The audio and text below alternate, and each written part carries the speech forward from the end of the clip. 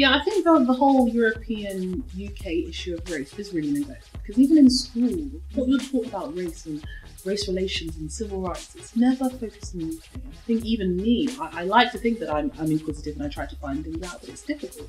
Who was the Martin Luther King of the UK, or the Malcolm X of the UK, or the Rosa Parks of the UK? I mean, these people are great, and it's wonderful that I have some form of a connection with them, even though we're not of the same nationality.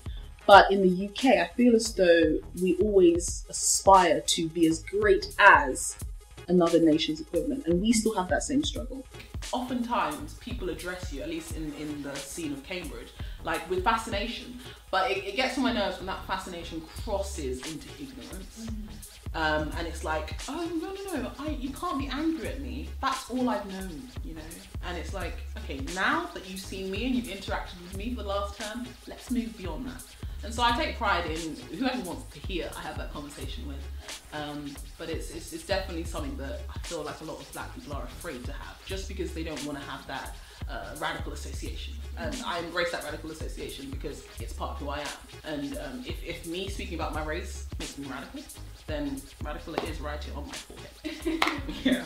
Otherness and feeling different is a really powerful thing, and it's a really powerful psychological thing that doesn't really leave you, and so you just have to insert it in some way into your political outlook. No, you definitely do. It's so important because I can imagine there has been few black or women of color who've come through here, but because of the institution in itself, 800 years of mainly white male domination in their ways of thinking, it's so hard to say, oh no, I'm just a small person, let me quickly do my degree and get out of here. Yeah.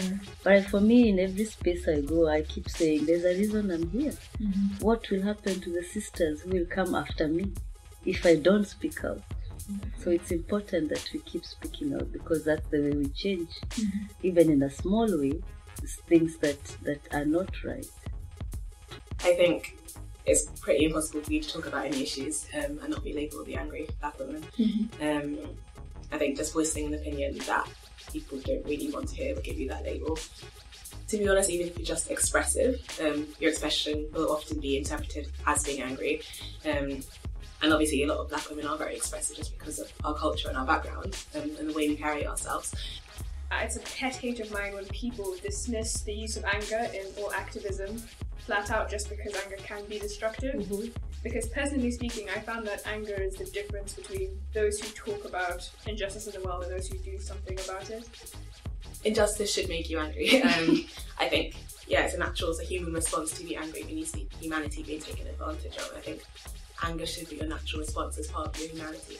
Constructive anger that isn't about silencing anyone, that isn't about talking over people. It's one of the most powerful emotions we have, because it can drive you in your activism. I think it's a much more constructive reaction to things like racism or sexism than sometimes what I used to feel, which was shame, which led to, kind of retreating and drawing away from people rather than addressing the problem. The angle people take of, oh my gosh, she's speaking out about something that I didn't know existed. Therefore, that's irrational because I'm not aware of it. So I'm going to write it up, and if it doesn't correspond to my experiences, then why does it matter? And everything feels like it functions on comfortability. And if you speak out about something, then it's fine to write you off as irrational, crazy or angry. And I think that's linked to kind of wanting to take the spirit out of people, because when you tell someone to not be angry or to calm down, you're silencing them. And what you're saying is that your feelings aren't legitimate, so you can't express them in the way that comes most naturally to you. It's very odd. It's important because it doesn't make you want to apologise. Why should we apologise for being different in some way? We're not going to apologise, and that anger is really useful in just conveying that message